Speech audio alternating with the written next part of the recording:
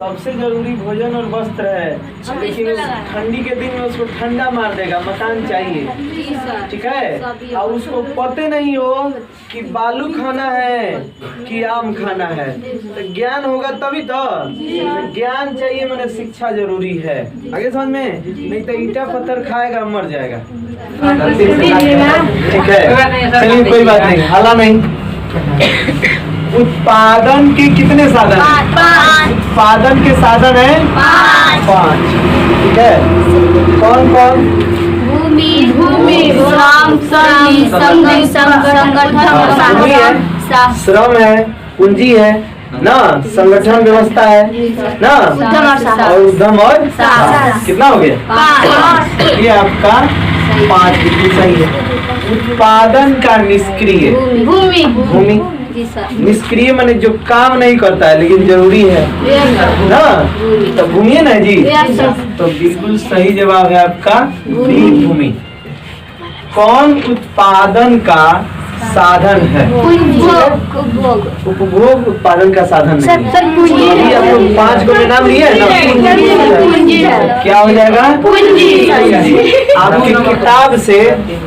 आपके किताब से जो एक ऑप्शन था वहाँ पर था श्रम, तो श्रम को हटाकर हम वहाँ पूंजी रख दिए, ठीक है। तो आप लोग श्रम याद कर गए थे, हम पूंजी रख दिए हैं कि देखिए आप लोग बदल देने पर जवाब दे रहे हैं कि नहीं। चलिए, भारत में हरित क्रांति कब आई थी? तो हम आप लोगों को कहानी बताए थे, ठीक है। समझिए कहानी क्या था। बताए थे कि भारत में प्रधानमंत्री थे लाल बहादुर शास्त्री, ठीक है। अमेरिका गेहूं देने से मना कर दिया था, ऐसा गेहूं दिया था जो खाने लायक नहीं था ना। तो बने कब थे? 65 में बने थे प्रधानमंत्री, ठीक है। 64 में मर गए थी जवाहरलाल नेहरू उसके बाद, तो यानी कि 60 के बाद की बात है, ठीक है। तो इसलिए आंसर क्या होगा इसका? 60 के दशक, ठीक है। चलिए आगे। मनुष्य की मूलभूत आवश्यकताएं, मनुष्य की मूलभूत आवश्यकताएं, तो बताइए उसको भोजन चाहिए कि नहीं चाहिए? मकान चाहिए, वस्त्र चाहिए, शिक्षा मतलब हाँ, तो सबसे जरूरी भोजन और वस्त्र है, लेकिन ठंडी के दिन में उसको ठंडा मार देगा। मकान चाहिए, ठीक है। और उसको पते नहीं हो कि बालू खाना है कि आम खाना है, तो ज्ञान होगा तभी तो। ज्ञान चाहिए, मैंने शिक्षा जरूरी है। आगे समझ में, नहीं तो ईटा पत्थर खाएगा मर जाएगा। सब बात रिकॉर्ड हो रहा है, तुम लोग हल्ला करो। श्रम को उत्पादन का सक्रिय साधन माना गया। क्या? सक्रिय, ठीक है। श्रम का उत्पादन का सक्रिय साधन। शिक्षा के कार्य को बताइए। हाँ, बहुत अच्छा, बिल्कुल सही। क्या होगा? मानसिक। अब देखो बाकी लोग सोच रहा है कि हम लोग काहे नहीं याद किए बतवा, ठीक है। वस्तुओं एवं सेवाओं का उत्पादन विभिन्न साधनों के सहयोग कह सकते हैं, मदद कह सकते हैं, ठीक है। तो सहयोग लिखे हो चाहे मदद लिखे हो, दोनों सही है। सहयोग या मदद, ठीक है। चलिए, उत्पादन की नई तकनीक की वजह से उत्पादन क्षमता में अपेक्षाकृत माने कि पहले से अब, ठीक है। तो बताइए कि हम हाथ से काट रहे हैं ना, अब मशीन से काटे तो बढ़ जाएगा कि घट जाएगा कि वैसे ही रहेगा? खराब हो जाएगा? क्या होगा तब? अच्छा, वृद्धि होगा। क्या होगा? वृद्धि होगा। तब वृद्धि होता है। हो गया। अगला है अर्थव्यवस्था के भौतिक अथवा पूंजीगत साधन। हाँ, तो भौतिक कह दिया मैंने जिसको हम छू सकते हैं ना, देख सकते हैं, और पूंजीगत तो जिसमें पैसा लगा हो। तो बताइए, ये मोबाइल है चाहे पंखा है ना, इसका अगर हम उपयोग कर रहे हैं इसी तरह का, जैसे मशीन है ना, ये छाटी काटने वाला मशीन है, बिना पैसा का आएगा? नहीं। तब पूंजी लगाएंगे तो पैसा हो गया पूंजी। ठीक है, विशेषकर से इसी को कहते हैं सक्रिय साधन।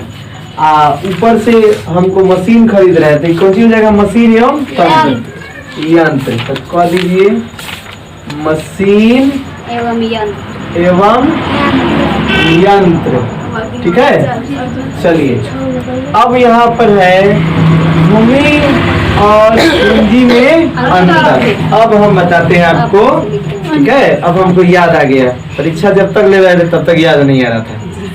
ठीक है, भूमि से मतलब है कि प्रकृति में उपलब्ध वो सभी साधन जो आपको मुफ्त में प्रकृति उपलब्ध कराता है। ठीक है, जो मुफ्त में प्रकृति उपलब्ध कराता है, जैसे पहाड़ है, नदी है, हवा है, पानी है, और जो जमीन है, जिस जमीन पर आप लोग हैं, सबको भूमि माना गया है अर्थशास्त्र में। आगे समझ में?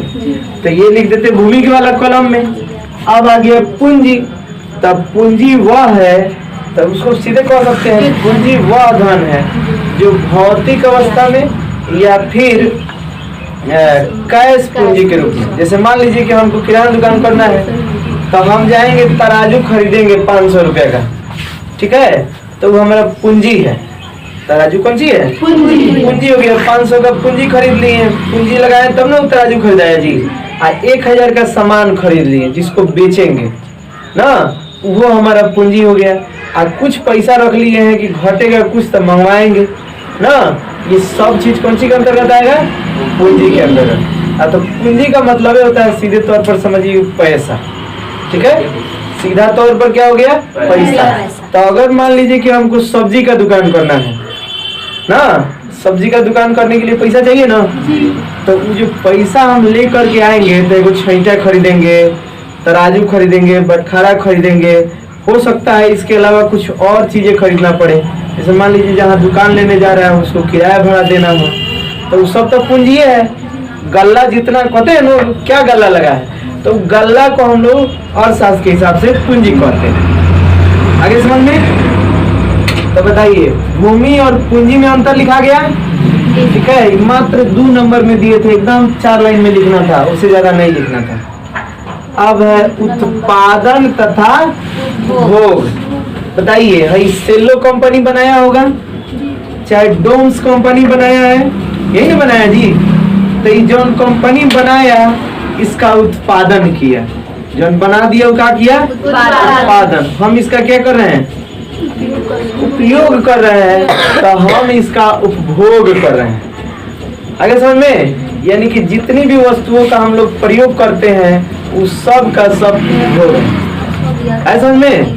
तो आवश्यक वस्तुओं का उपयोग करना क्या कहलाता है?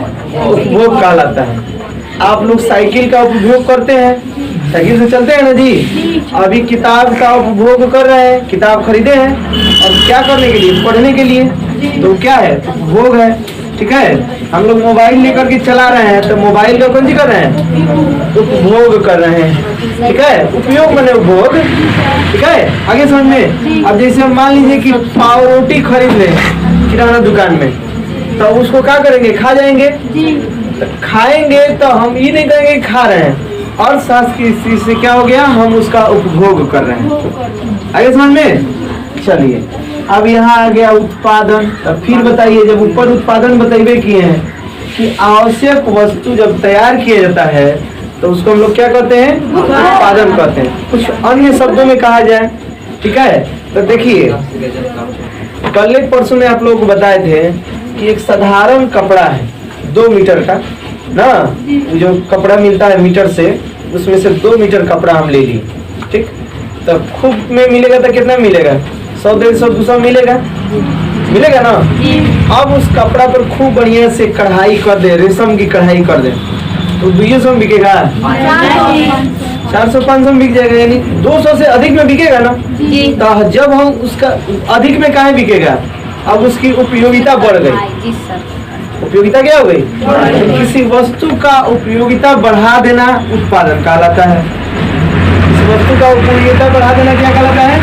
उत्पादन। अब देखिए मिट्टी आया है, एकदम रखा हुआ है बगल में, रखा है ना, उस मिट्टी का कम उपयोगिता है।